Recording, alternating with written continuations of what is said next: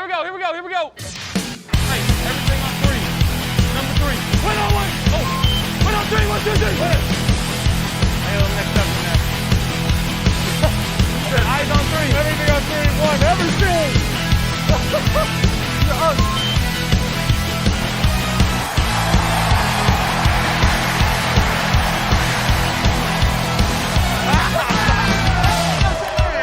You are now listening to the Fantasy Football Bros Podcast. Welcome back, everybody, to the Fantasy Football Bros Podcast. It's your boy. All I do is win, no matter what. Chaz, and the champ is here, guys. The champ is here, as always. You guys got to get that for the whole year until I'm dethroned. I know. It's unfortunate that it fantasy is. championships last as long as they do. They sure do. And with me, to my virtual left, we've got the no nickname. What? That's the wrong one. Wow. Wow. This guy's hammered.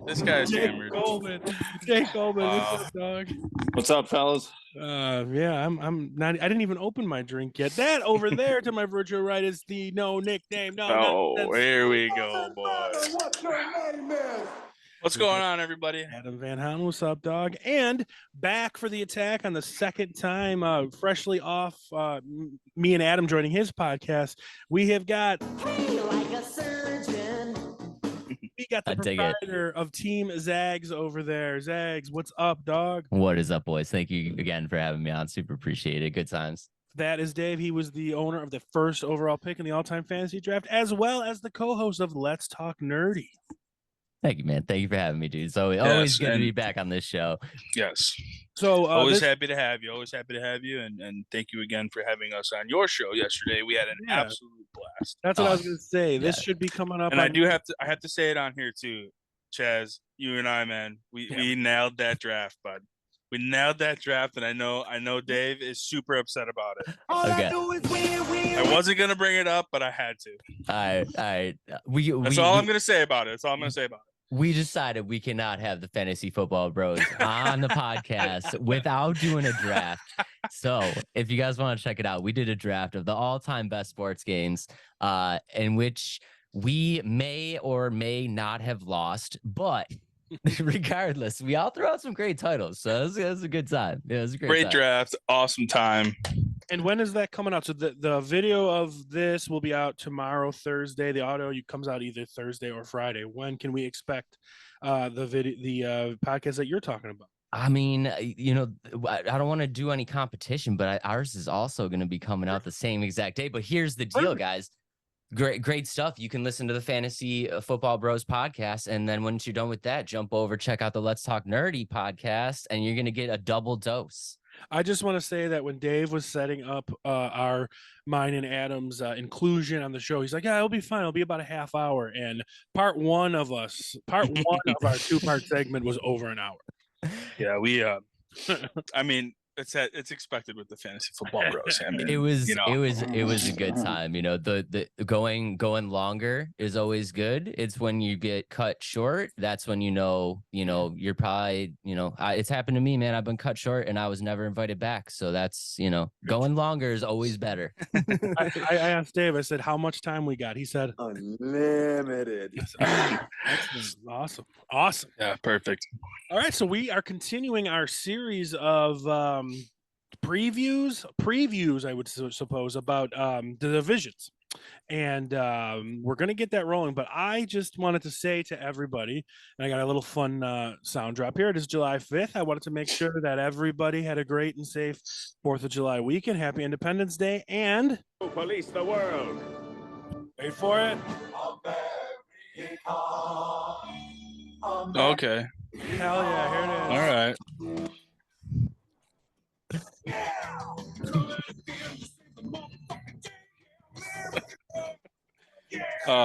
You're out of your mind. Great drop though. Great song. Amazing drop. That is our song of the week, by the way. Spoiler alert. That's amazing. I mean, of course, Independence Day for America. It had to be. Yeah. So it had to be the song of the week. So the song of the week. And also, before we get rolling, what's everybody drinking? Well, today I have the same as I did yesterday on the Let's Talk Dirty podcast. Is I have these new. Jay, you didn't see these yesterday. These are Monster, flavored Monster hard seltzer drinks. Oh, really? They got rid of the energy and the caffeine and the sugar, so it's just the flavor. This one is this is Scary Berries. These are very good. If you like monsters, totally recommend checking them out. Scary Berries. Danger. That's the nickname for my balls. Dave, you That explains a lot. You got anything going on there?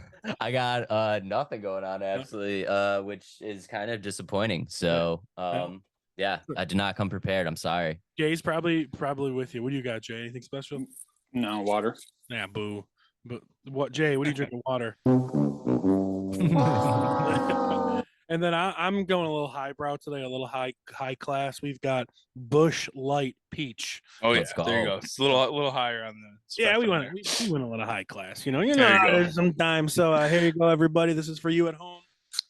Hey, Oh, happy Independence Day, everybody! Independence Great Day. week. Virtual cheers. Cheers for Cheers. everybody. Cheers. Hope nobody got hurt this weekend. Yes. Yeah, No JP. just hope everybody had a great day. Oh. Well, the reason I brought these drinks, hey, here it goes. It's because we fucking need one with these divisions. Yeah, this is a tough one today. I hate both of these divisions. I think they're the worst. Yeah, they're pretty bad. So we're gonna start alphabetically with the NFC. We're starting with those are Atlanta Falcons. How was my Falcon? That was fantastic. That was more actually. like a Raven. Yeah, Yeah. same. We'll thing. let it go. Same thing. All right. So Jay, why don't you tell me about their key addition / re-signings? Calais Campbell, Jesse Bates, Matt Collins, Tyler Heineke, Caden Ellis, David Onyemata, Bud Dupree, Jonnu Smith, Scotty Miller, Caleb McGarry, Chris Lindstrom. I absolutely love all these. I think most of these are fantastic. Calais Campbell, I know he's like 95 years old, but he can totally anchor your line. Jesse Bates is near. I don't know if he is a Pro Bowler, but he's nearly a Pro Bowler. Matt Collins had a great year. Scotty Miller's always, a wild card. Tyler Heineke's a great backup. Edge Dupree is nearly a Pro Bowler. I loved what they did here. Yeah, it's pretty solid. Yeah, I'm okay with it. I mean, but it's Atlanta. I don't like Atlanta. They don't move the needle for me like at all. Like fantasy wise, I mean, obviously we have a little bit to talk about with this year, but just don't do it for me. Atlanta just never was one of those teams. I'm like, oh my god, minus the Michael Vick years, because everybody knows that the Michael Vick years were the best years.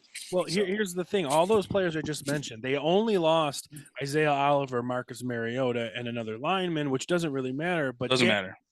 Dave, what is their key piece, their new shining star that they got in the offseason? I mean, how long have you had this on your schedule for? Like, you've had this marked on your calendar the day we get to talk about the one and only BIJAN Robinson, right? Chaz lows talking about this guy. Oh So yeah, he's he definitely talks gonna- about BIJAN. We might as well just put our headsets down because we're gonna listen for now. Yes. So the key addition newly drafted BIJAN Robinson. Go ahead, Chaz. Go ahead. Go ahead. I know you want to get it all out, so we'll just let you get it all out now. I mean, I haven't talked about BIJAN. It's been a while. Right? All right. So No, just go check out not our every YouTube and week. check out why not. Could even he be way before he was number even one? drafted. Yeah, I think I was even talking about him touting him last season. You probably were. I think you might have been.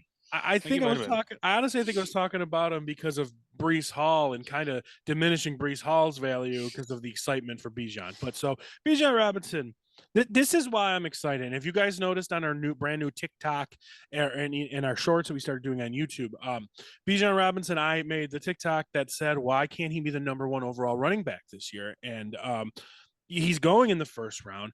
Mhm. I mean, there's always durability concerns, but comparative to who's going to go before him, I said this, possibly Eckler, CMC, Jonathan Taylor.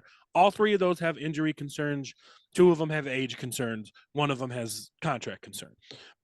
So there's no reason why you couldn't expect the 22-year-old best running back prospect in ages coming out, who is behind an offensive line in a running scheme that had the corpse of Cordell Patterson be productive for 2 years and a 5th-round draft pick in Tyler Algier rush for over 1,000 yards. The way that Once court and now the Falcons are a little, I feel, conservative when it comes to well, obviously their offense, but with their rookies, right? Um, Kyle Pitts hasn't really done anything. Drake London hasn't done anything. But once Patterson went down, they gave it to Algier, the rookie. He ran with the ball for 1,100 yards or so. There's no. Tyler, It makes me feel that this is Bijan's team right from the get-go, at least 50-50, and he's just going to go to the moon from there, and a quite possibly number one fantasy football like finish. The guy is big, strong, fast. Like, he's just a very exciting prospect, and he went to like an ideal system for his young years here. yeah, I do not disagree with anything you said, especially about their running game. And like you said, Cordero Patterson had a good year. Then he gets injured, and Tyler Algier comes in and plays really well down the stretch. I had Tyler Algier in my starting lineup when I won the championship in my other league. So I am all for drafting Falcons running backs. I am also not fond of drafting rookie running backs. It's just a thing that I have during fantasy football. Same.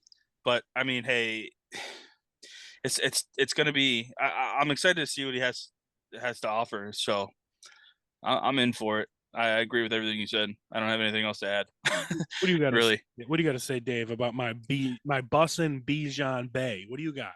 I mean, here's the thing, right? So there's no denying that the talent is there, right? And I think it comes down to what type of fantasy player you are, because like you said, he's being drafted as a top 5 running back. He's going in the first round. Mm-hmm. I mean, there's people that are willing to go out on a limb and grab a rookie running back in the first round and just wait for that explosion. And then there's people that's not. And I think,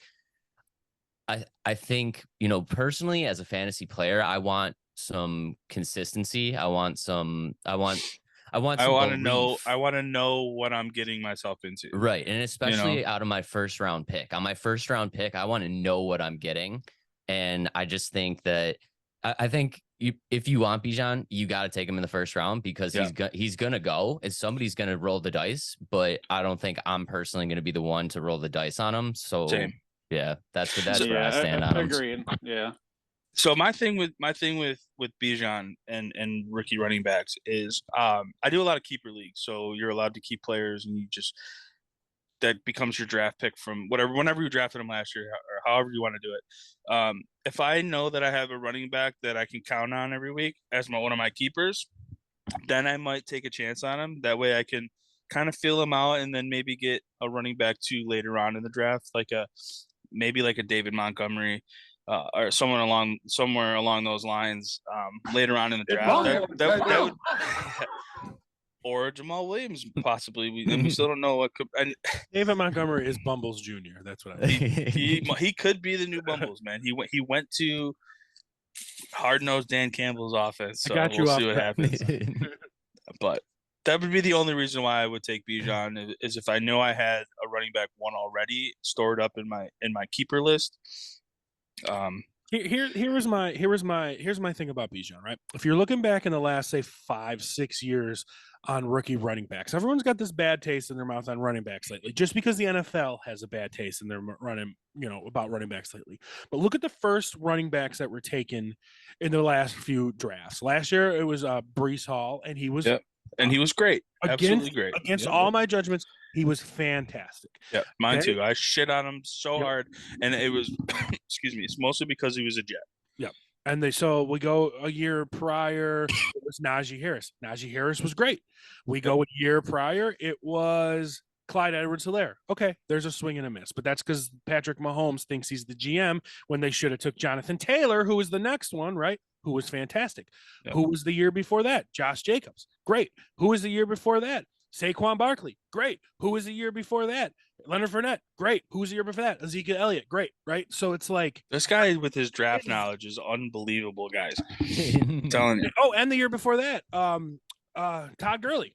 So like, there is an investment on running backs, and running backs can perform. Out of all those running backs, I said, it was obviously Clyde Edwards-Helaire was a swing and a miss, but the next running back was Taylor, who should have probably went there, but that was just a bad call drafting in general, and as well as DeAndre Swift. So it's like, the way I look at this situation, and I won't make this the whole Bijan minute here, but the way I look at the situation is, in your first round, if you're taking this player that is like a wild card, last year Christian McCaffrey was a wild card. He's coming off of 2 seasons of injuries.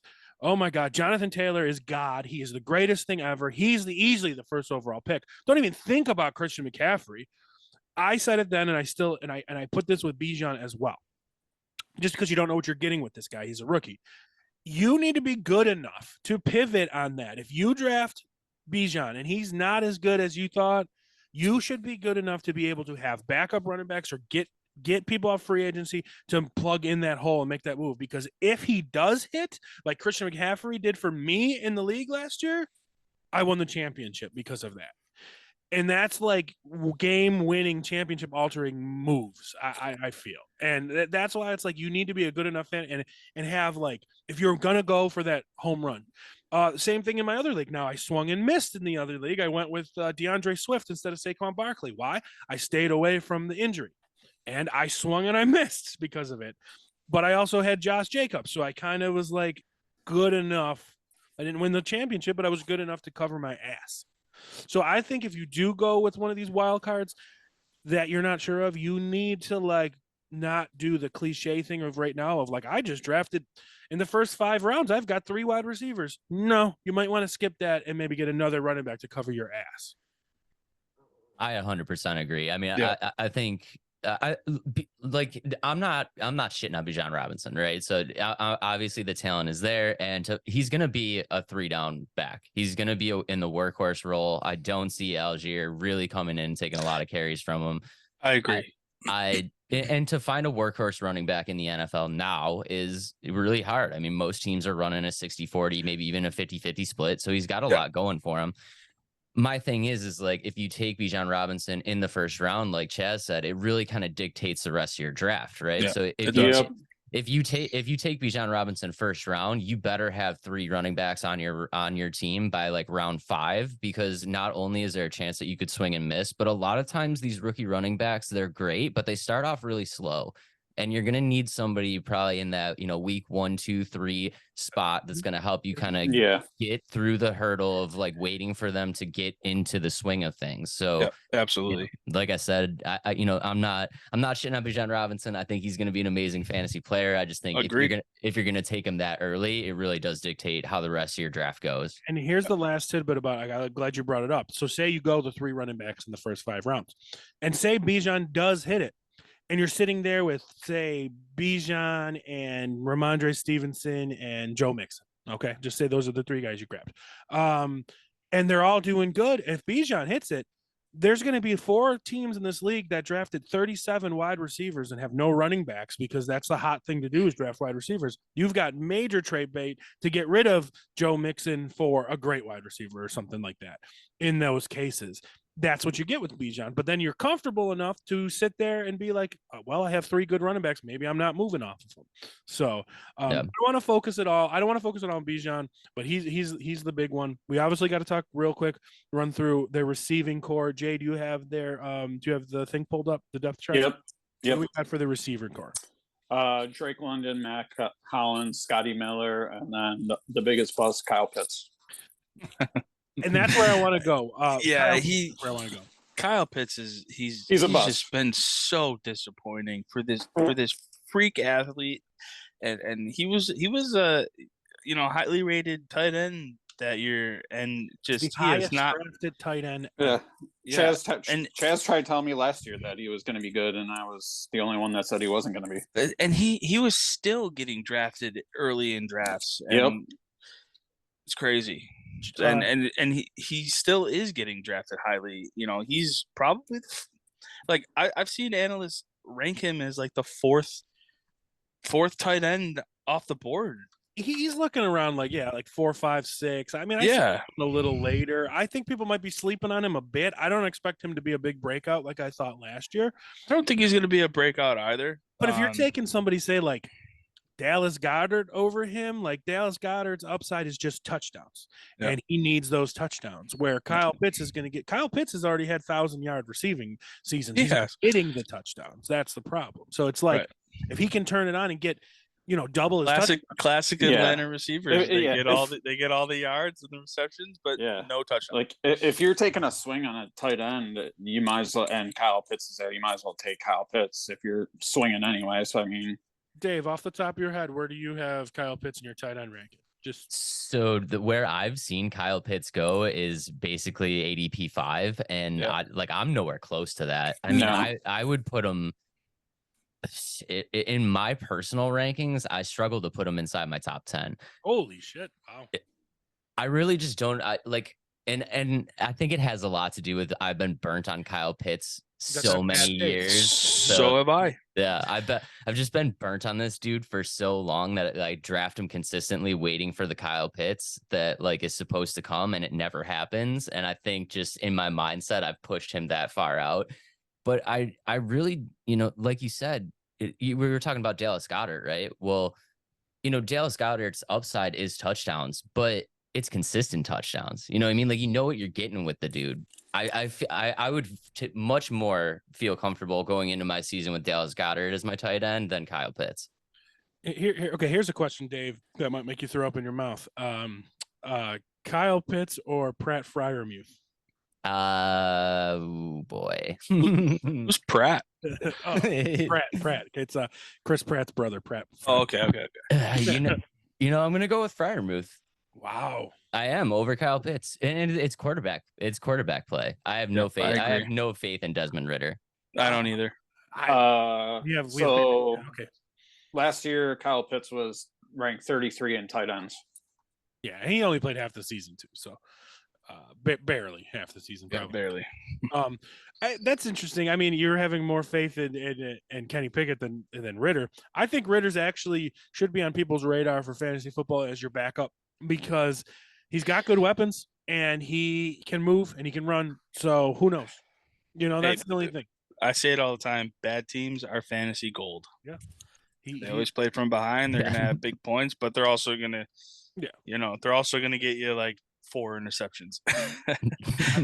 I've got a little faith in Ritter. And when it comes to, I think the big anomaly is Drake London. I don't know what to say about this guy. I loved him coming out last year. I did too. I drafted him last year. I just don't know where to say. I don't know where to put him. Wherever I see him drafted, it feels a bit high, but he has so much upside. He is a better wide receiver than Garrett Wilson, and Garrett Wilson blew up. And I still think he's a better wide receiver than Garrett Wilson. He was drafted ahead of Garrett Wilson, and I don't know why he couldn't make the turn. Was it just Marcus Mariota? Because Marcus Mariota has never had a great wide receiver in the NFL. He's never produced a great wide receiver in the NFL. So it's a second year. It's really like a brand new rookie. So I don't know what to say for him. So is anybody high on him? Is anybody low on him? I am not high on him. I'll tell you that. The problem with Atlanta is I'm going into all my drafts knowing I'm not getting any Falcons players. And the reason is just because their ADP is so much higher than where I value them. And I just know that I'm Drake London is going in the 4th round sometimes, I'm not taking Drake London in the 4th round as my possible wide receiver too. I can't do it. So I see talent there. I see the possibility for certain players to blow up, but I feel like unless you're willing to really roll the dice, you're probably not going to end up with any Falcons players, because there's going to be dudes in your draft that are going to roll the dice and going to take them in that early ADP spot. It's most likely not going to be me though. We're sleeping on somebody, and I don't know who it is. And I'm not going to say it's Drake London. I'm not going to say it's fucking Scotty Miller. We're sleeping on somebody because this team got a lot better.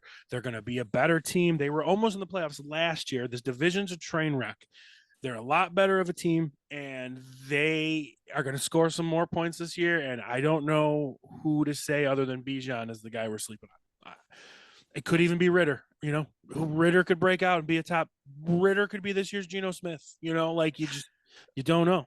So I don't know. Has anybody got any last words to say about the Atlanta Falcons? And we'll do our ranking of the divisions at the end. I got nothing. I got nothing. All right, we're gonna move on to what do we got next? The Carolina Panthers, right? Yep. Yeah. They had a big offseason. Adam, why don't you tell me who they had brought in? Oh, well, let's see here. Our key additions and re-signings. One of the biggest ones for me is their head coach, Frank Reich. I love Frank Reich. I was really hoping that when he was available, that the Bills were going to take him and sign him as their head coach. I'm not unfortunate because I do like Sean McDermott, but they didn't get him. And Sean McDermott's been great, but I really like Frank Reich there. Running back Miles Sanders. They bring in DJ Chark, safety Von Bell, tight end Hayden Hurst, which is actually a really good signing for them. Both of them. Yeah.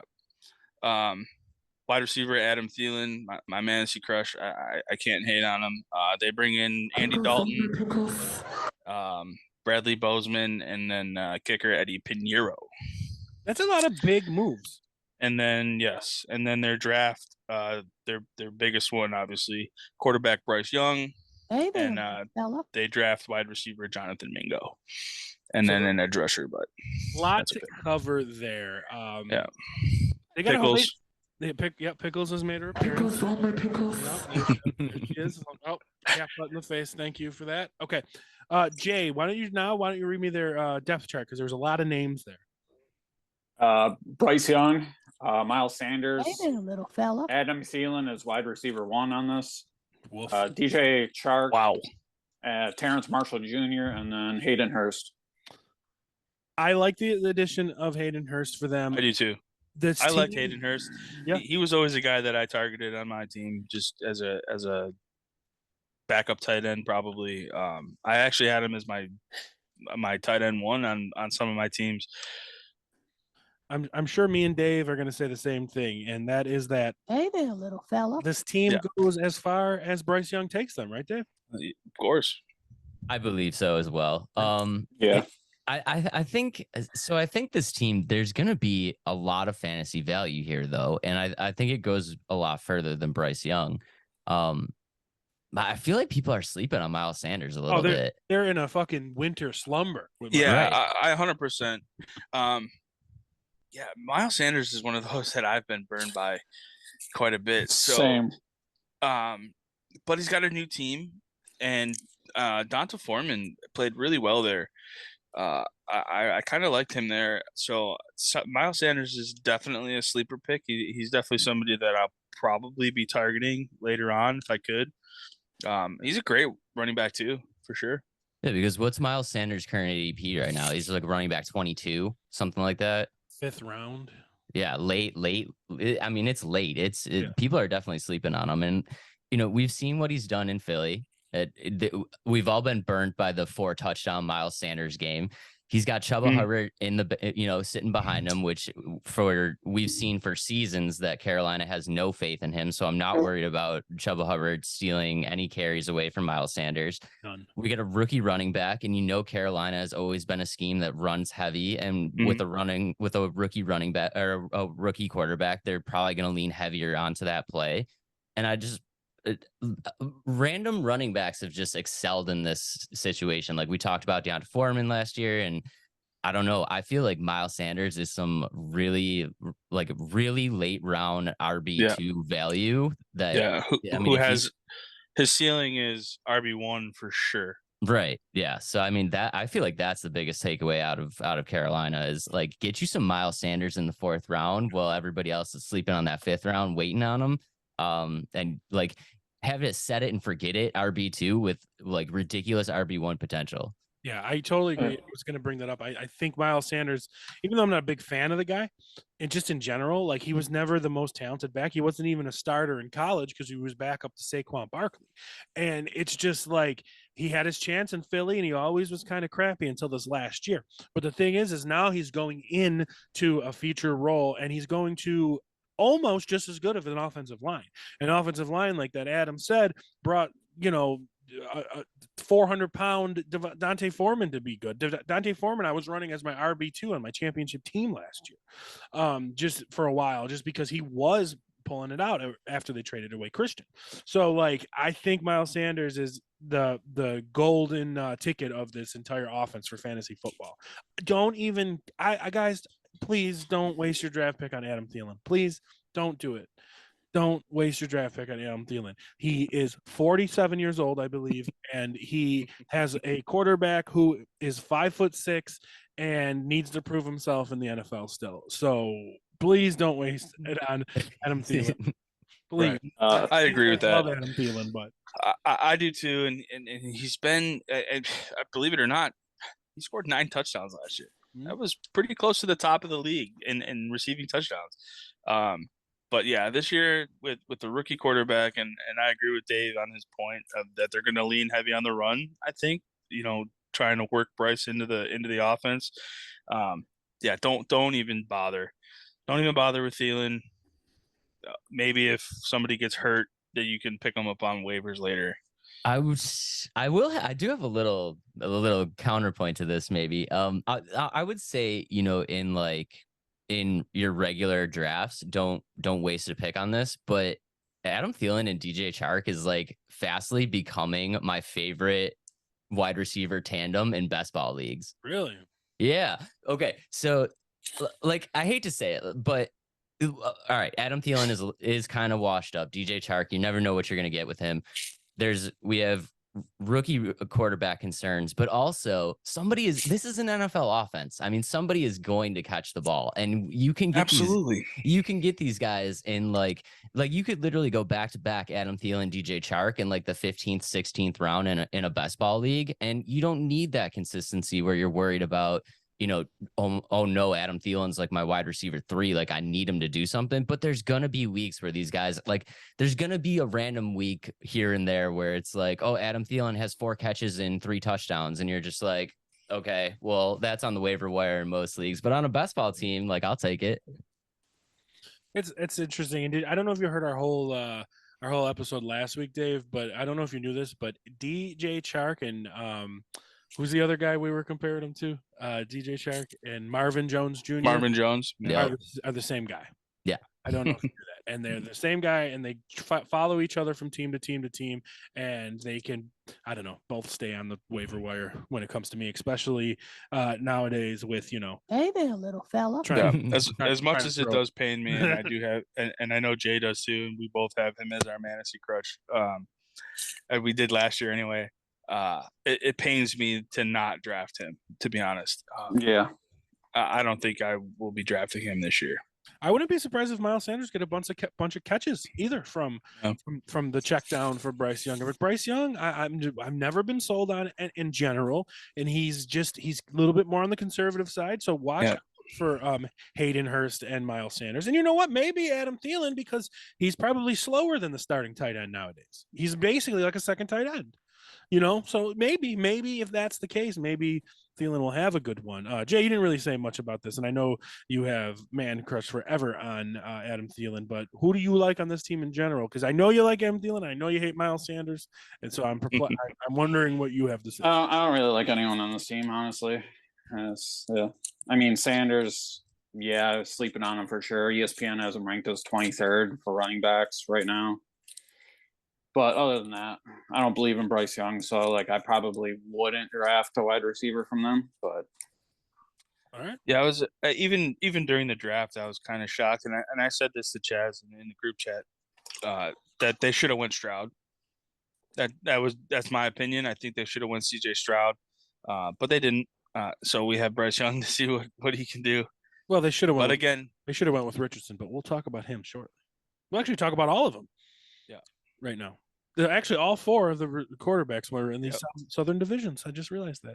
All right. Well, we're good to move on then, right? So let's go. Yep, I think so. And let's talk about the New Orleans Saints, who almost made the playoffs as well. And Dave, did they have some key additions this year? Hold on 1 second, because y'all scroll way faster than me. The one that we're all kind of, very obvious is Derrick Carr, and I'm excited to see how this is going to turn out. Me too. I am too. I like Derrick Carr. I've always liked Derrick Carr, and I think a lot of people sleep on him from year to year. Yeah, for sure. They brought in Derrick Carr. Is this a drop for Carr? They have There we go. Derrick Carr. There it is. And of course, they brought in Bumbles bounce. So best running back in the league. Running back in the league. Little Jamal Williams year. action. Yeah. Yes. Yeah. So I mean, I'm excited for what this team can do. How do you guys feel about the whole Alvin Kamara situation? That's the wild card situation. Yeah, that's the tough one, I think, for the Saints is I've seen Kamara drop in fantasy drafts. When I did my best ball, the one that Chaz and I were in together, I got Kamara pretty late in the draft, and then I did end up coming back around and taking Jamal Williams as well. So if you are looking at Kamara, definitely take Jamal Williams because we still don't know what's going to happen with his legal situation. He's going to get suspended. He's definitely. I think they were talking about a suspension last season. So, and of course, we all know the NFL takes forever to suspend guys. So this very well could be the year where he misses 6 games, and you're going to need a running back. So, I was just in a best ball where Kamara went. I don't remember the exact round, but Dave, I'm not even joking to you. They were taking scrub wide receivers over Kamara. Elijah Moore went before Kamara. Who was the other one that went for Kamara? Like Alan Lazard. It's just these just Brandon Cooks went before Alvin Kamara, and I couldn't believe it. Like, that's a weird one to me too. Here's the best thing about Kamara though. If he does get suspended, say it's a 6 game, and that's what I'm going with in my head, 6 game suspension. I think that's good. Kind of been the standard in the NFL. In a sense, meaning like you're going to get Kamara healthy, off for a whole summer, 6 game suspension on your team for the last, for the playoff run. If not, 6 game suspension, it's what, mid-October ish. If you can get 2 running backs that can carry you, even if you don't win all 6 of the first games that he's suspended, if you go 3-3 or even 2-4 is respectable in a way that you can come back from that. Yeah, and come back from that, and then like you said. But where you're drafting Kamara, but where you're drafting him, the value for him, it's insane. The value for Kamara there, if he is dropping that late, that's some really good value, and I have no problem drafting Kamara late if he's available. If everybody's passing up on him because of his situation. Jay, is Derrick Carr a quarterback upgrade from what they had last year? Yeah, I think so. I think. Coming from what they had, Jameis Winston, and then he got hurt, and Andy Dalton went the rest of the way, and they threw in Taysom Hill every now and again. Yeah, Dave, do you think it's an upgrade? I think Carr is an upgrade. We've seen what he did with Devontae Adams. We were all I know a lot of people were worried about Devontae Adams going over to the Raiders and not being as successful, downgrading from Aaron Rodgers to Derek Carr. And, we've all seen what happened there. I do think it's an upgrade. I think Derek Carr can throw the ball. I think he makes good decisions. Obviously he's not perfect, but the best thing about him is he's not mobile. So, if you got a wide receiver on that team, you're going to get some looks because Derek Carr isn't tucking it and running for 12-yard touchdowns. You know what I mean? Here's another wild card on this team is, are we going to see the corpse of Michael Thomas play some fucking games? That's what I was going to talk about. Talk about sleeping on somebody. This Michael Thomas is great. Well, he hasn't played in like 47 years. It's tough. He wild card for sure. I thought he was a steal last year going in the 5th round, and now he's going in like the 10th. Are you kidding me? This guy led the greatest receiving season of all time just like 4 years ago. So like, he's only like what 30. Like I don't know. Like major sleeping on Michael Thomas. Like we all like Olave. But Olave did what he did last year without Michael Thomas for most of the year. Because if you guys remember, you're right. If you guys remember, Michael Thomas, the first 2 games was already starting to tear it up. The first 2 games, Michael Thomas had like 3 touchdowns. And then he is 30. Okay, yeah. So it's not like he's ancient. He's the same age as Diggs. Yeah, true. Jay, what's their starting lineup? Derek Carr, Kamara, Chris Olave, Michael Thomas, Rashid Shaheed, and Juwan Johnson. It's pretty good. Yeah, and I like Dennis Allen. I don't think he's bad. He's not a bad coach. I don't know about it. I can't get on that bandwagon. All 3 of their wide receivers are currently hurt, though. I'm not saying he's great, but I'm not saying he's the worst head coach out there. But the Saints definitely have some players to target, and especially if you're getting them late and as late as they're being drafted, Kamara, Thomas, that's great value. Value. Dave, what is your feeling on Thomas? Because we kind of skipped over you because that is to me the most intriguing player. All right, Michael Thomas for me is, it's almost like kicking the tires on Josh Gordon. You know what I mean? It's like you just keep waiting for that like magical season to come back. But personally, I love Michael Thomas's value where it is. And the way that I draft is like I typically like to go running back heavy in the earlier rounds. So being able to grab a Michael Thomas in like the 7th, 8th, 9th round is key for me. So I mean, if I'm sitting there in the 7th, 8th round and Michael Thomas is still there, like I'll kick the tires. Absolutely. I'll see Yep. what he's got. Yeah. I'm the same way in the way that I draft, and like I said, I'm in a lot of keeper leagues, so I look for a lot of value late, and if Michael Thomas is there, and if he has a great season and stays on the field, I have a great keeper for next year. Well, here's my argument to you, what you said about the Josh Gordon comparison. The Josh Gordon comparison is more, I think you can put that with Allen Robinson. We've had one good year in our entire career, and everybody jerks us off the rest of our lives. Where Michael Thomas was a badass for like 3 straight seasons. You know, and then has been who knows what is happening with this guy. Like, right? Is it physical? Is it mental? Is it contractual? Like, there's something weird going on with Michael Thomas. But maybe he's over it. Like, I don't know, hopefully. But we would all be heartbroken. If Michael Thomas gets drafted in the 10th round, we'll just say 9th round, and he ends up being the wide receiver 6 on the year, everybody will be kicking their ass.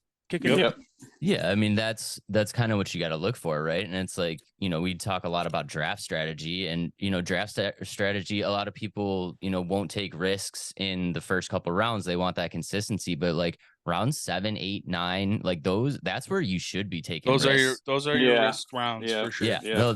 Those mid rounds are your risk rounds for sure. And that's what I said with the keeper aspect of it, and a lot of my leagues are keepers, and like I said, if he blows up again and has a great season, I have a wide receiver 1 locked up for next year already.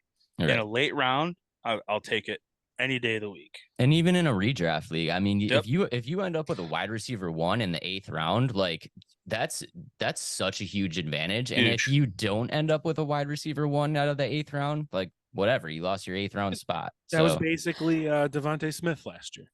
Right. No, Devontae Smith is like getting drafted in the early 2nd round this year, and he was a probably double-digit round pick last year. So that's what wins you leagues sometimes like that. So I'm interested. I just do want to move along because we're taking a long time here, and I want to see what we're all picking for this division. But we do have one more team to talk about, right? Barely. We do. No, this team is very interesting to me, actually, and I do want to talk about them. So let's talk about, actually, to be fair, we have to talk about Reigning, defending, undisputed NFC South champions and the Tampa Bay Buccaneers. They had some key additions. They brought in Baker Mayfield. They brought in Jay's favorite running back of all time, Chase Edmonds. Your favorite running back. And they lost. Hang on, ready? Leonard Fournette, Donovan Smith, Akeem Hicks, Cameron Braid, O.J. Howard. I don't know why he's on there because they didn't even have him last year. Sean Murphy Bunting, Scotty Miller, Ryan Suckup, Blaine Gabbert, and their 2nd-string quarterback, Tom Brody, whoever that is.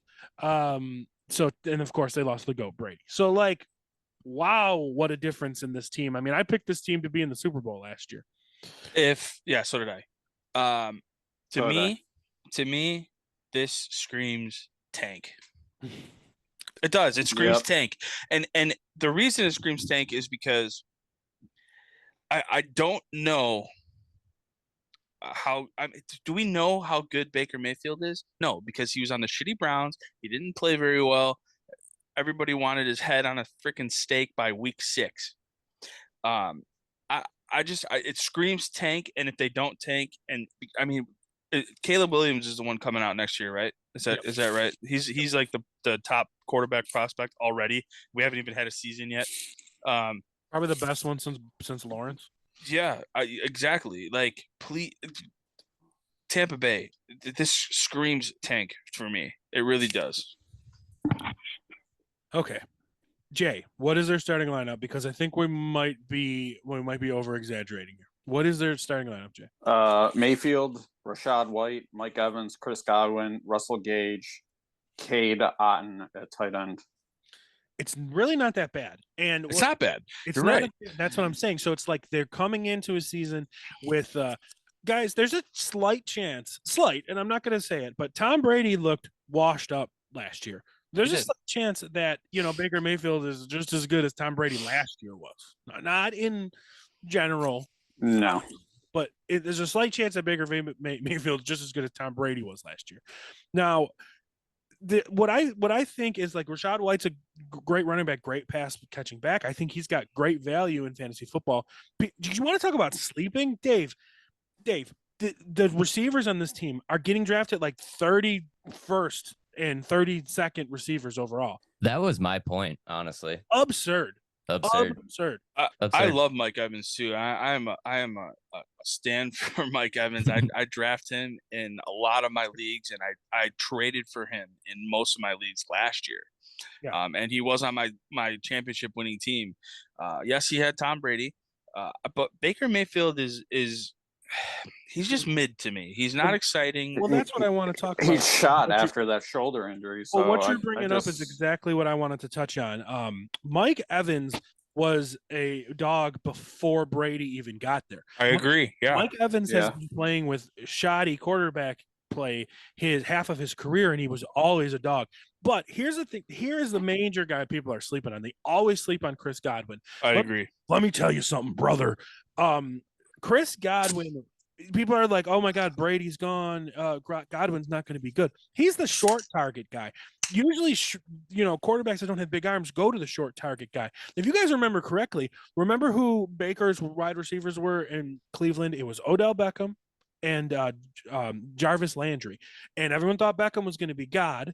And Jarvis Landry tore it up with Baker Mayfield.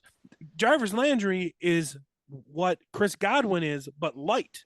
Chris Godwin is going to play the role of Jarvis Landry, and I think Chris Godwin is going to have a top 15 season if Baker's decent, just in general. So the sleeping on Chris Godwin is absurd, as well as Evans, but I think Godwin suits better for Baker. But Dave, what is your take on this, Dave? Yeah, so I mean, kind of like what we talked about. My take is just like we are really sleeping on Mike Evans and Chris Godwin.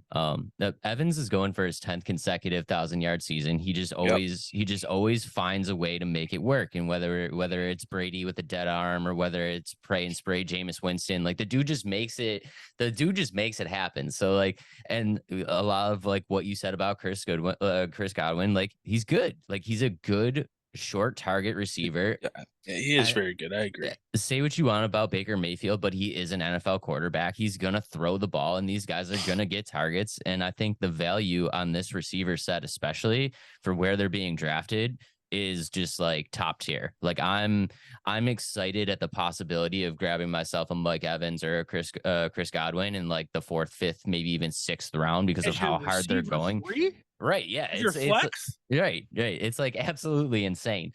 I'll take Evans there all day. Yeah, all day. So like, I'm actually excited for this receiving core going into the season and where their ADP is. The running back situation, though, I want no part of.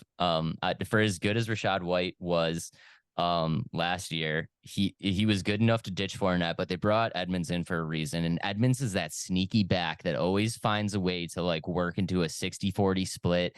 And it's like, I don't know. Chaz knows a little bit about Chase Edmonds. Literally, Dave, as somebody that drafted Chase Edmonds in 8 of 8 leagues last year, yep, you couldn't be more off base right now. That's how he was before. But he was in Miami that they fucking dug up Raheem Mostert and traded for Jeff Wilson to boot him out to go to Denver, who had Javonte Williams tear his ACL and cut Melvin Gordon, and the guy still couldn't get on the field, and they dug up Latavius Murray and ran him out there. So I don't think Edmonds. That got my dander up because I am anti-Edmonds after last year. I think he's dead to the NFL world, but I could be wrong. But I think last year was a little bit of an anomaly, just with him floating around from team to team, shoddy quarterback play out of Russell Wilson. Obviously, I mean the whole Miami situation. Who knows what was going on in Miami? They're running Jeff Wilson all over. Like I think there was a lot of uncertainty. I think if they bring him in as a clear-cut RB2 from the start of the season, they're going to find a way to work him in. But either way, I think the main take from this is like, if you're looking for late round amazing wide receivers, like the Bucs are your team. Yep. Like Agreed. grab you some Mike Yep. Evans, grab you some Chris Godwin, Yeah. 4th, 5th, 6th round, and like just set it and forget it. Yeah, and Baker Mayfield's, I don't know, he's not going to be on anybody's radar as a backup, but I think you're underrating Rashard White just a little bit, just because he is the only game in town, and we'll have to see what happens. So that brings us to the end of the NFC South division. Thank God. So we're talking, Yeah, finally. we're talking about the Falcons, the Panthers, the Saints, and the as aforementioned the Tampa Bay Buccaneers. So the Tampa Bay Buccaneers won last year. So I'm gonna start with Jay here. Jay, well, how is this division shaking out? I'm going Saints, Falcons, Bucks, Panthers. Okay, Saints, Ooh. Falcons, Bucks, Panthers. All right, Ooh. Adam, give me yours. I am going Saints, Panthers, Falcons, Bucks. I have to do it. Okay. I don't like Baker Mayfield, and I think he's going to be the reason why they finished 4th in the division. Okay, all right. So fairly similar toss-ups in the middle. Dave. They also don't have anybody behind Baker Mayfield. This guy Kyle Trask that nobody knows anything about. So if Baker Mayfield and plays like Wolford. shit, they're going. Yeah, I have to put him 4. All right, Dave. So what do you got? I'm going Saints, Bucks, Panthers, Falcons. Wow, still high on Baker Mayfield. That's crazy. I got a good. Gotta do it. It's not crazy. It's just personal opinion. We're gotta we're do it. literally all going in a different direction. You're putting the Falcons at the bottom there. So I'm tossed up here, but I'm just gonna be bold and I'm gonna say that they take that big step up. They have great offensive weapons. They're building their defense. I'm gonna go Falcons, Saints, Buccaneers, and the Panthers are gonna probably draft in the top 3 again next year because hey there, little fella, ain't it? And Yeah. everything. And I like you- everything that the Falcons are doing. So Do you have the that's a bold strategy cotton drop? no, I don't. Let's see how it works out for him. We gotta add that one. Yeah, I can get that. So that's where I'm going. So we literally, you guys are all high on the Saints, and I'm high on the Falcons, and me and Dave are a little bit higher on. I'm high on the Falcons too. Yeah, you were high. On the So. Saints. That's right. So that's what I think. So okay, that was a lot to cover. So now we're going to. That's funny. Like the worst team, the worst. Yeah, team. the worst things is taking the longest so far. Well, we also have a 4th guy on, and we all like to talk here. So whatever. We got no restrictions, no time restrictions. Okay, so we're moving. I'll speed it up, boys. Oh, you don't worry about the time. It's me or Adam that need to speed it up. Yeah, usually. So all right. So Jabberjaws. That's very true. So we're headed to the AFC South Division, and when it comes to we're going right to the Houston Texans, guys. We're going to the Houston Texans, and they had some key additions. They brought in D'Amico Ryans. They brought in Robert Woods, which I totally didn't even remember. They brought in Dalton Schultz, Devin Singletary, Noah Brown. Case Keenum, didn't even know they brought him in. And then they brought in, of course, quarterback CJ Stroud, who is I'm not about in the slightest. So, Jay, do you have their depth chart up? Yep, 1 second. Okay. And they lost Brandon Cooks, Philip Dorsett, and OJ Howard. So it doesn't say OJ Howard, but he was on there last year. All right. CJ Stroud, Damian Pierce, Robert Woods, Nico Collins, John Mechie, Dalton Schultz. Anybody want to This is a team that on paper got better on offense. A little bit. I'm curious to see what Stroud can do. Like I said, I thought that he should have been drafted over Bryce Young to Carolina. I thought he was a better overall quarterback, in my opinion. I could be wrong. Let me know what you think. But as far as like adding Dalton Schultz, that's big for them, and I'm really kind of surprised that Dallas let him go because I thought they were going to get Kincaid. True, they did think that they were going to get Kincaid, which obviously that didn't work out for them.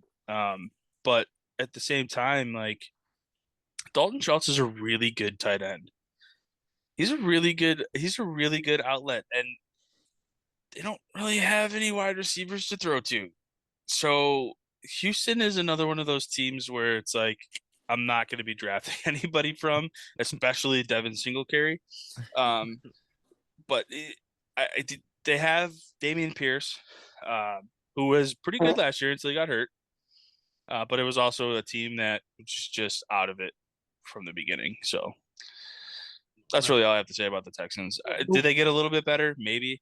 I think they did, just not enough to propel them to the top of the division. Well, Adam, remember, your opinion really doesn't Really, matter. yeah. So I get that. I get that a lot. Okay, what do you got for these guys? I'm gonna go last. So I don't like anything about this team. It's the Texans. They're trash. Their team is just decimated. So I don't really see them going anywhere. all right, Dave. Here's a question. This team looks bad on paper, right? So what if they took CJ Stroud, and what if their plan is to next year be bad and have an early draft pick and pair him with Marvin Harrison Jr.? Oh no, they traded their next year's pick, which is going to be a top 3 pick, for fucking Will Anderson Jr. because he's D'Amico Ryans Jr., who's their head coach. Dave, this team boggles my mind. I think that was the worst trade in the NFL draft history. I was blown away when I saw that. Hey, they don't know how to make sausage, okay? They don't know how to make sausage. I don't know how to make sausage. I don't know what goes in the sausage. Yeah, and that is this. Dave, talk. Am I on a ledge with this team that this is the worst team in the NFL and the worst trade ever? Like, I mean, I hate to say it, but this team hasn't been anything since DeAndre Hopkins and Deshaun Watson. Yeah, like completely agree. I have no idea what this team is doing or has been doing for like the past umpteen seasons. It like the Houston Texans is where players go to like fantasy players go to die. Is the Houston Texans? Yeah, this team literally let Bill O'Brien just destroy the entire organization. Yeah. So like when they let him free reign with everything, they just completely just went to shit. So they're letting D'Amico Ryans do the same thing. They traded their next year's first overall pick, which is their first round pick, which is going to be top 3 to get the lineman Will Anderson, who is number 55 that went to Alabama. Guess who D'Amico Ryans is? A lineman who are number 55 that went to Alabama. Like, he literally drafted himself. So they drafted, which I think is the worst quarterback of the draft, and I've never shied away from that. And they traded their next draft pick to draft. It blows my mind. I'm not saying anything bad about Will Anderson's talent or anything like that, but like that trade set this team up for failure for the next decade. Will Anderson has to come out and be better than Myles Garrett to make this trade work, and he's not going to be anywhere close. He's not.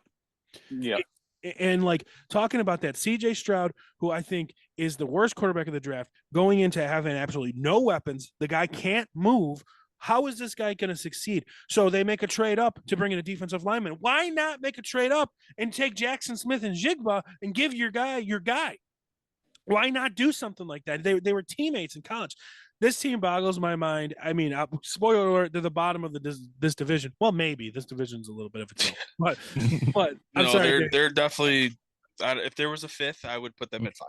Dave, I cut you off. Sorry, go on. Yeah, no, I totally agree. The only bright side here, from any type of standpoint, is like, let's give a round of applause for Brandon Cooks, who finally got out of this nonsense. Let's look for, obviously moving to Dallas. CD is number 1. He's gonna have to compete with Gallup for whatever you want to say over there. He finally went to a team that actually is going to try to win a football game. So let's just the bright note here is let's just give a round of applause for Brandon Cooks, who got out of this nonsense. Good job, Brandon Cooks. Traded for what, a 7th time? Yeah, at least. Yeah, I'm sure he wasn't upset about moving this time. I'll tell you that. I don't think so either. I'm gonna tell you, guy, all you Damian Pierce simps out there, they like him. He's such a good, talented running back that they went and gave Devin Singletary a much bigger contract than he deserved. Watch out now, because Damian Pierce is probably going to be off the Texans within 2 years, because he's just not that guy, and it pissed me off all year. The only reason he had any fantasy value last year is because who else had fantasy value for the Texans? Somebody needs to get yards, right? So like, and it's the same situation this year, except he has Devin Singletary now, who it's fine. I think Devin Singletary is better career than Damian Pierce right now. Yeah, right. Singletary is sneaky, like okay. Yeah. So he could be another one that you could get super, super late. Draft Pierce, draft Singletary. Other than that, forget it. Who's their receivers, Jay? Is it John Mechie, right? Isn't he one of them? Yeah, Mechie, yeah. He's the only guy I have interest in on this team. Yeah, Woods, Nico Collins, John Mechie. Yeah, I don't care about those guys. Maybe Schultz, but John Mechie is the guy that I have interest in. He was a first or second round pick, I think. And Noah Brown. Noah Brown. Okay. He was a second round pick last year, lost his whole rookie season due to cancer. But the guy is an electric athlete out of Alabama, and he is the one that I would put because he's also someone that you're getting for free, like legitimately free. Like, you know, draft your team and then cut somebody and sign John Mechie. Like, that's where he's going to be. No, he's not going to be a top 10 receiver, but somebody's got to get points off of this team. So those are my two picks. So yeah, bad teams are fantasy gold. So we'll see what happens. But I just don't think I just don't think the Texans have any gold on their team. No, minus Schultz. Maybe. And that's he was good in Dallas because he had a good quarterback to throw to him. Now he's got nothing. All right. Any last words on? Speaking of last words, yeah, that's Houston. That's Houston for sure. That's this whole division. Well, not really the whole division because I like Jacksonville. You guys got anything? I dominated. That. No. I got nothing. Avoid like the plague. Yeah, that's another team on my avoid players from list. So all right, so going from talking about two overrated, shouldn't have been early draft pick rookie quarterbacks to the guy that should have been the first overall draft pick. We're going to talk about I don't know how to make sausage. And the Indianapolis Colts. If you didn't hear that drop before, Dave, that's actually Jim Irsay drop. Nice. So we're gonna go to Jim Irsay's Indianapolis Colts. New head coach. Adam, where's the head coach from? He is from the Philadelphia Eagles, and I absolutely loved the Colts draft. And the reason being is because they brought in Shane Steichen, okay, and they draft Anthony Richardson, who is basically Jalen Hurts, okay, and that guy turned Jalen Hurts into a superstar last year. They go to the Super Bowl. Obviously, he gets the job in Indy. I'm looking for Anthony Richardson to have some sort of Jalen Hurts-esque season, for him. But yeah, I liked it. I loved the pick for them. They also brought in, I'm assuming, backup quarterback Gardner Minshew. So you don't take a first-round quarterback and don't start him, right? So yeah. One that I was kind of curious on is they bring in Isaiah McKenzie as one of their wide receivers. And we know the hate here on the Fantasy Football Bros podcast for Isaiah McKenzie, even though he was a Buffalo Bill last year. I can't like everybody, right? So, but yeah, the Colts are just a tough one for me, to be honest. They're so in between for me. They're like they could be very good, but they could also shit the bed. Well, I'm an unabashed Anthony Richardson simp. I pretty much got Jay on my side, Adam's flailing. Where are you, Dave? I don't know your stance on Anthony Richardson. I mean, do I think there's going to be a little bit of a learning curve? I do. Yeah. Do I think he's going to come out and be lights out? I don't. But for the future of the Colts, I feel like this was a solid move. Yeah. And as you know, going from the woes of Matty Ice, anything is an upgrade here. But yeah, I like the move. I think I'm an Anthony Richardson fan. I think he's a great player. I think he is, in my opinion, he has the skill set that I think is going to translate the easiest into the NFL game, because we do see a lot of quarterbacks that come in and it takes them a little bit of time to get adjusted to the NFL system. Their college game plan and their college style does not always translate as well. I think Anthony Richardson has that potential to step in and be an immediate starter. I think he's going to start slow, but I do think long-term he's going to be a good player in the NFL. Yeah, I'm calling the shot right now. He's probably going to be a top 10 quarterback for me this year when I make my rankings. He is just a big, solid, athletic runner. He's going into a team with good weapons, guys. People forget that this team has Jonathan Taylor and Michael Pittman. Like, we were talking about this team as a Super Bowl contender in our eyes last year because they added Matt Ryan. And he was a complete bust, but they're all of a sudden they're dog water and they added a fourth overall talent rookie. Like, I'm not saying they're Super Bowl contenders, but they're a much better team than they played as last year. Yep. Really are. And I like Michael Pittman, Yeah, so that's why I like the move with Shane Steichen and having them draft Anthony Richardson. That was great for them. Jay, Yeah. did you read their starting lineup yet? No, not yet. What do they got? ESPN, I think, is smoking crack because they got Gardner Minshew listed as the starter. They do, yeah. Yeah, there's no way that he starts. Jonathan Taylor, Pittman, Alec Pierce, Josh Downs, and tight end Jelani Woods. They got a lot of good tight ends, actually. Yeah, they do. I like what they got. If you're going to compare this team to the Eagles, say, Jalen Hurts, okay, yeah, he had a great year, but Anthony Richardson's a much better, at least say, prospect than Jalen Hurts ever was, right? So you got the comparison there. Jonathan Taylor's way better than anything that you can think of on the Eagles from last year. I agree. But look at the receivers. So you're not going to say Pittman's better than AJ Brown, but no, absolutely comparable. not. He's definitely comparable. Yeah. AJ Brown he's a big target for him. And let me remind everybody at home, I love AJ Brown. He did absolutely nothing until last year, really. He was all hype until last year, and because he finally got into a system that works for him. So this could be, Michael Pittman, same way. Michael Pittman, big athletic guy. And it's kind of hard to compare, Josh Downs or whomever to Devontae Smith. But like Devontae Smith is a tiny guy. These guys are small guys. This is the exact replica system. It's perfect for Shane Steichen. It really is. So I agree. I just think this team is gonna Pittman's another guy that's going really late in drafts because of the taste in the mouth last year. This team's gonna surprise people, I think. I agree. I think so too. I agree. And there's no scenario in my head that Gardner Minshew starts week 1. Well, it could happen, but what were you saying, Dave? I mean, I agree. I think there's, obviously some value to be had here, especially when it comes to late rounds in the draft, right? So Michael Pittman, a lot of people had a salty taste in their mouth from last year. I mean, I drafted him a bunch last year. I was super high on him last year, and I'm honestly even higher on him this year. Because if I know guys are kind of worried about drafting wide receivers with rookie quarterbacks, but in this situation, Michael Pittman is the clear-cut number one.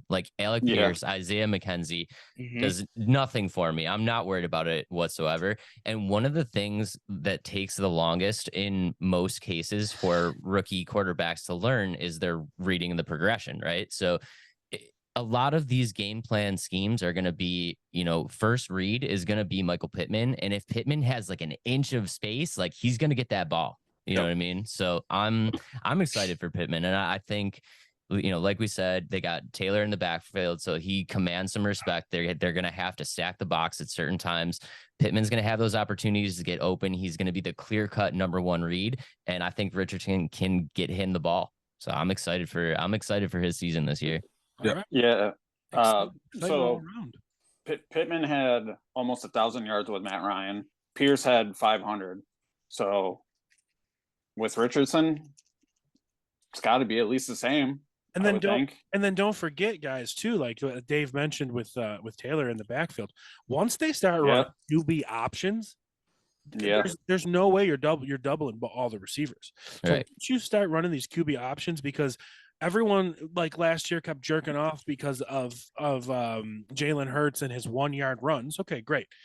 But Jalen Hurts is a good runner, good athlete. Anthony Richardson is an upper tier, greatest athletic quarterback prospect ever in the history of the NFL draft. Ever. Right. Yeah. Ever. So if this guy can walk into the league and be about as good a passer as Baker Mayfield and probably be a top 5 fantasy football quarterback. Is that absurd? I don't think it's absurd. No, I don't think it's absurd either. Because look at what Justin Fields did, and Justin Fields is awful. Yeah, awful. He's not a good passer. He's not a good passer. And who knows? So but he was on your championship team. That's very true. So even if Anthony Richardson comes in and throws as bad as Jalen Hurts his first 2 years, or throws as bad as Justin Fields his first 2 years, this guy's a top 5 fantasy quarterback if he plays the whole year. Possibility. I can see it. because of his athleticism. He's not going to get 1 yard touchdown runs like Jalen Hurts. He's going to bust out like 60-yard runs like Justin Fields. Yeah. I mean, I'm all for Anthony Richardson, obviously Jonathan Taylor, so super high on Michael Pittman, everybody else. Again, I'm avoiding like the plague. The tight ends are great. You just never know what you're going to get. It could, Mo Alley Cox could get 3 touchdowns one week, and it's Jelani Woods getting 3 touchdowns next week. I was just going to say, you're all over the situation. board with the tight ends there.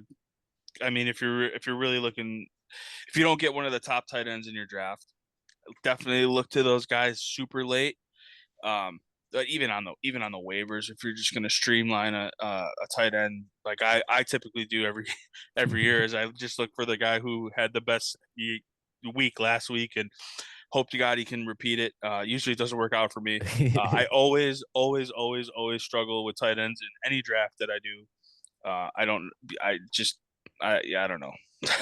I look to get at least 10 points from a tight end. Those guys are probably below that. I definitely agree with avoiding the tight ends there. Well, we've got a couple more teams to talk about, so let's go and talk about defending, undisputed AFC South champion. Surprisingly, last year, nobody saw it coming, in the Jacksonville Jaguars. And I have a lot to say about this team, but Dave, let's start with you. Obviously, the big guy that they brought in was Calvin Ridley. They re-signed Evan Ingram. The draft, they also brought in running back Tank Bigsby. They also brought in running back Dearness Johnson. Does that make the running back room a little messy where everybody thinks that, they have a guy that's solid and good to go, second round pick? I mean, I'm not worried about it.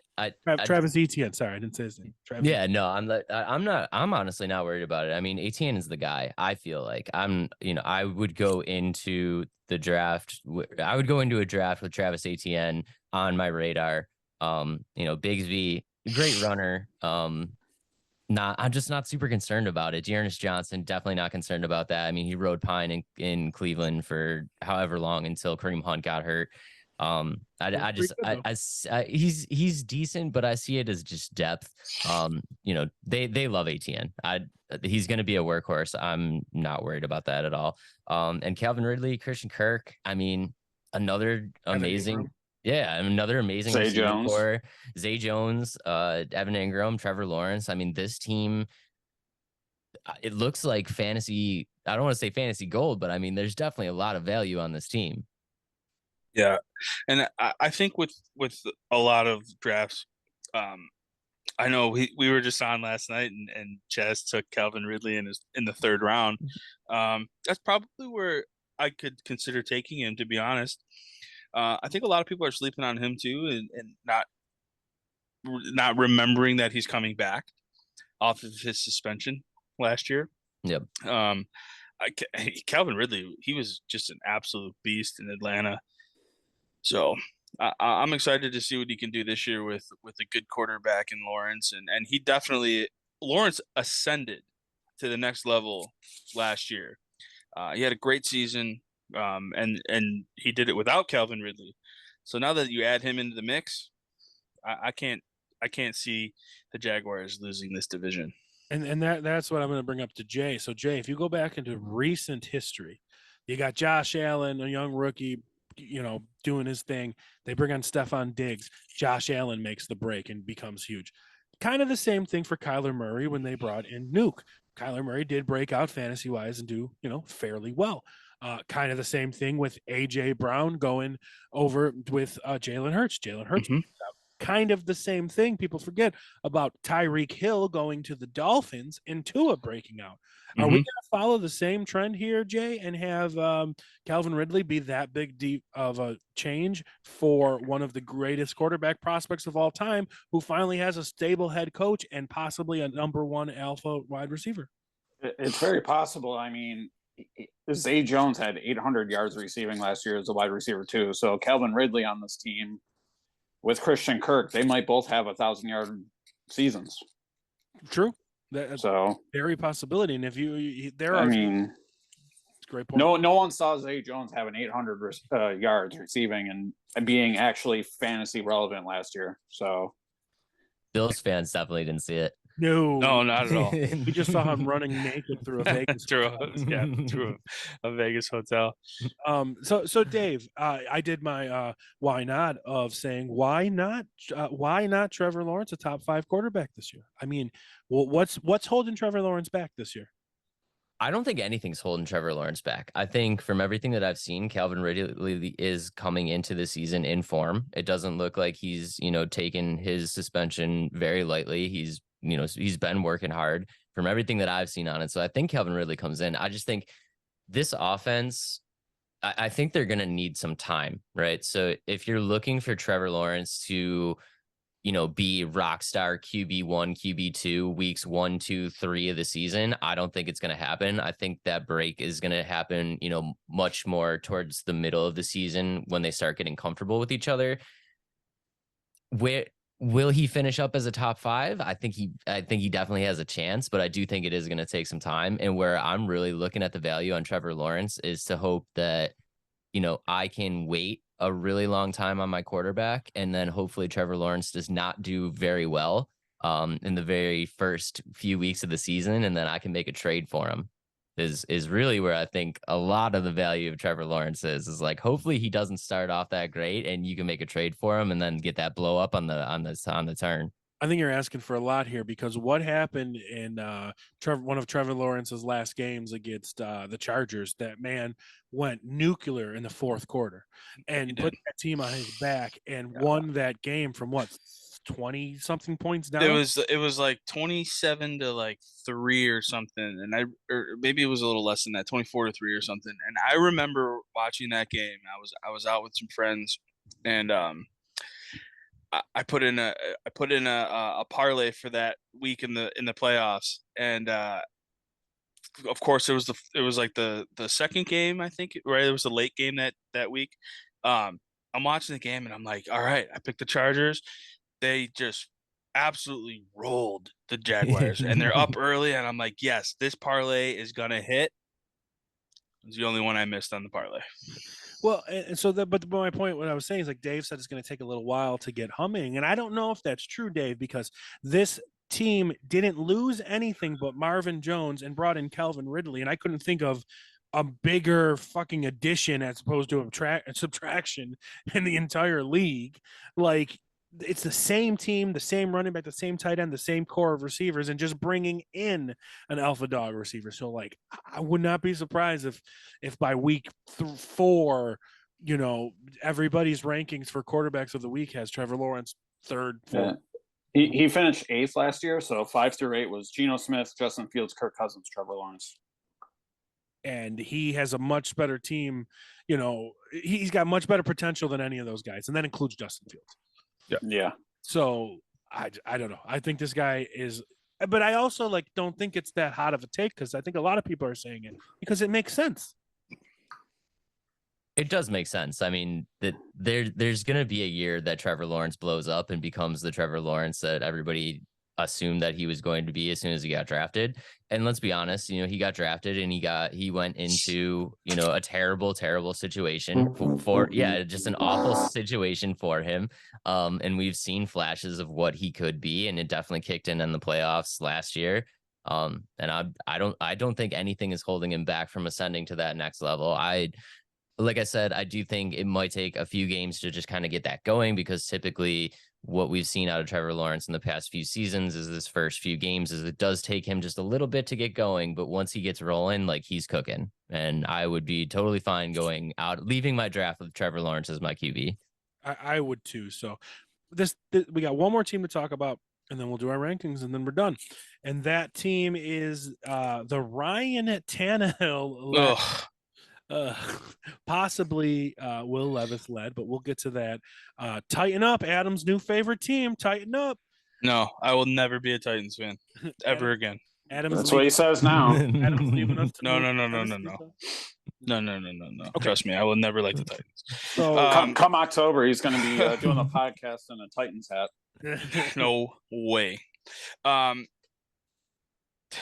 key additions, the only one that's of note is maybe Sean Murphy Bunting. Yeah, and whatever. That's about all they added. Maybe Al Shire, at linebacker, but key draft additions, they have offensive lineman Peter Skoronski, Great pick. Will Levis, Was and it- then running back Tajay Spears. Great pick. Yeah, absolutely. But their key departures. Losing They lost. Lawan and Bud Dupree. Yeah, they lost Taylor Lewan, Bobby Trees, Nate Davis, Randy Bullock, who cares, whatever, David Long, DeMarcus Walker, Bud Dupree. Yeah, Big loss for them. Yeah, Luan and Bud Dupree are the two biggest out of that group. As you can see, guys, their free agency and trade grade was a D+. That's fitting for the Titans. But they're a D+ team. It sounds like everyone's down on them. I am so down on the Titans. I don't care if they have King Henry. They still have Ryan Tannehill. Well, they have Will Levis too. Yeah, but he's not their starter. I could see him starting later on in the season. Yeah. But I couldn't care less about this team. So obviously their big fantasy assets are King Henry and Traylon Burks. And Dave, I seem to see King Henry going in the late second round sometimes in fantasy drafts. Is that crazy? That sounds crazy to me. I can't understand it. I mean, honestly, I can't understand it. I don't. Why? Are people so worried about Tajay Spears that we're pushing like possibly one of the greatest fantasy running backs of all time into the second round? You know what it is? I think it's more of the age. He's what is he? 29? He's like 29. So he's like a year older than I don't know, like Zeke and them. Like, and I know the same probably age as Zeke. It's like a year older than Kamara. He's like a year older than Kamara, Joe Mixon. Everybody likes that group, the Dalvin Cooks of the world.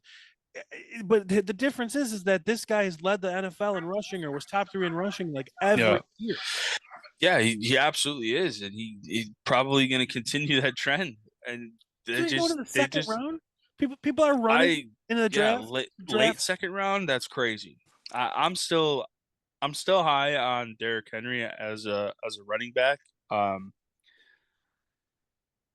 It's such a pass heavy league, and I think that has to do with it too. That there's so many good receivers that people take over running backs now, and then your whole first round is pretty much wide receivers, and then you get CMC sprinkled in there with Eckler and Kelsey. a lot of, yeah, exactly, and I see Josh Allen going in the first round, and like it's just wild to me that Derrick Henry is falling that far after having however many good seasons. Like so what was it last year that he got hurt in week 10, right, or week 9 or whatever it was, and he had like 900 yards. Yeah. In like 7 games last year. Yeah, he finished with 1,500. He finished with 15. How many games did he miss, Jay? 2? Let me see if I can. It might have been the year before that I'm talking about. He missed 1 game. 1 game. Yeah. Okay. So 1 game last year. It was the year before, because he finished number 2 in rushing yards last year, behind Josh Jacobs. I think it was the year before that I was talking about that he got hurt. He had like 900 yards, and then he came back in the playoff game, I think, or I don't even know if he made it back that season. But 2021, he played 8 games and had 937 yards. Yeah, like that is absolutely. That guy was on pace for over 1,800 yards. So he has that season, comes back the next year and misses for 1,500 yards and runs for 1,500 yards in 16 games. And now everyone's like, yeah, cool. Second round, I'm going to take Devontae Adams with Jimmy Garoppolo over him. Like, what are you on? What are you on, people? Seriously, like, you're going to run. I seen Jalen Waddle going over this guy. Like, CeeDee Lamb go. Oh my God! I almost vomited in my mouth when I saw Garrett Wilson going over Derrick Henry. Like, y'all are taking this wide receiver thing to the moon, and thank you so much. Please, please take Garrett Wilson. Please, take Garrett Wilson over all these running backs. Please take Garrett Wilson over King Henry. I will gladly. Like, I'll give you $5 if you do it, because I was just gonna say I will pay you to draft those guys before Derrick Henry if that means that I can get him on my squad for sure. The age is definitely not on his side, though. He's got a lot of wear and tear. So it's going to hit at some point. But he's showing no signs. But he doesn't show any signs of slowing down, and I think that's where No, I'm but- at. Is that I understand like running backs don't last into their 30s, but He's this got guy is 8,300 just- yards. Oh, he's a freak. He's an absolute freak. He is. What is there? I would definitely take him where like he's going, but you still got to prepare yourself that you never know when it's going to hit for running backs. What did you read their starting lineup yet, Jay? I can't remember. I'm sorry. No. Okay, I didn't think so. But Ryan listen to the Tannehill, starting lineup. Derrick Henry, Treylon Burks, Westbrook, Kyle Phillips, and some tight end. Sometimes. Like Kiki Okongwu. Yeah. Yeah. Oh, that's just Derrick Henry and yeah, you're right. Treylon Burks, right? They got to throw somewhere. Yeah, and that's it. But to not take Derrick Henry, and it's just this is a team that is going to run the ball constantly. Yes. Yep. And Blows my mind. I think the age, obviously, for running back is a concern, but like, Sure. like we've said, a lot of these guys, it's like we've been waiting for them to prove it. You know what I mean? Like these Kyle Pitts, and it's like, prove it, put it on the field. Let's see something. Like Derrick Henry has never not proved it. Yeah. You know what I mean? Yep. Like every single time you draft Derrick Henry, like at the end of your season, you felt good about it. Like he's never let you down. So I do realize that like sometime it might, it might be coming soon, but he's just never given us any reason to not trust him. And if Derrick Henry is sitting there anytime in the second round, like he's gone. Oh yeah, he's sure. I'm taking Derrick Henry anytime in the second round. And here's some numbers, Dave. What are these numbers? 12, 16, 17, 10, and 13. What are those numbers, Dave? Touchdowns. His touchdowns over the last 6 years. Here's another interesting stat for all you nerds out there. Here's his receptions the last we're starting 2018, we'll go to 2022. You tell me if something sticks out. All right. Jay, you tell me. 2018, Derrick Henry, 15 receptions, then 18 receptions, then 19 receptions, then 18 receptions. Then in 2022, he had 33 receptions. This guy's catching more balls than ever. Yep. I don't understand how this is happening. I understand we're waiting. Like Zeke last year was a third round pick. Zeke had 12 touchdowns last year. Yeah. Like, I just don't get it. This is all I have to say about Derrick Henry. He runs a 4.5 coming out of college. Okay, so maybe he runs a 4.6 now. He's the size of Hulk Hogan, everybody. He is the size of Hulk Hogan. So Just built like an absolute brick house. Go out there and draft Garrett Wilson, 5'11", 192-pound receiver who has a washed-up, no-arm quarterback throwing him the ball right now, and leave Derrick Henry, the 6'4", 245-pound monster, for me to take. And thank you for another fantasy championship, everybody at home, because All I do is win. because I'm not stupid like all these best ball players. I don't even know what else to say. I just have no This words. is what I gotta say. Don't draft agree. Ryan Tannehill. Don't draft Will Levis. Draft Treylon Burks as your 5th receiver. We'll see what happens. Don't draft any other Titan. Maybe Chiggy Okonkwo, just because tight end is a fucking wasteland. Yeah, I agree with you. Please same. leave Derrick Henry on the board for me because I'm snagging it. Yeah, 100%. Real quick on the receptions. I mean, we've seen that reception total on him rise. We saw it rise significantly last year because of the depleted wide receiver core that they have, and they basically did nothing to improve that. Nothing. So, Absolutely nothing. That's why this team is just dead to me. Minus Derrick Henry. And I still honestly you can't convince me to take Treylon Burks, to be honest. Well, here's you just can't. It's been a long episode, but one more question about this team. How much will the needle move on this team if they do land Nuke Hopkins? Still Ryan Tannehill throwing the ball. I was gonna say here's still or Will Levis. Well, I got a new drop what I heard there. When I asked that question, this is what I heard. Literally. Yeah, basically. It's still Ryan Tannehill throwing the ball. I just can't. I can't get behind it. Do you have to draft Hopkins based on how he plays? Yes, absolutely. But I don't think he goes to Tennessee. I don't. I really don't. And if he does, they're going to pay him a stupid amount of money, and they're shame on them because they should have paid AJ Brown that money. But they didn't. They decided to trade him to the to the Eagles and a better suit for him. But DeAndre Hopkins, Don't go sure. there. Don't. But it's just it's Ryan Tannehill, guys. Don't even bother. All right, Dave, let's start with you to break down these teams. All the teams we talked about. We have the Jaguars, the Colts, the Titans, and the Texans. Where is this division finishing, Dave? I'm going to take the Colts because I really think Anthony Richardson pulls this one out and just kind of takes them to the next level. And then I'm going with the Jags. Then we're going with the Titans. And then, that other team that we won't speak of. I'm 100% with Dave. That is exactly my pick. I think Anthony Richardson's going to take the Colts to where they should have been last year. I do like Jacksonville a lot. I don't think it's going to be a big, disparity. I think they're going to be maybe one game. 12 One win game difference. and 11 win team. Yeah. Mm-hmm. Something like that. But I'm going the same exact way Dave said. Colts, like I picked last year, and I was wrong. But the Colts, the Jags, and then the other guys. What about you, Adam? What you got? I have the Jags number 1, and then I have the Colts, Titans, Texans. And Adam? And I could very easily swap the Jags and the Colts, but I'm gonna go with Jags first.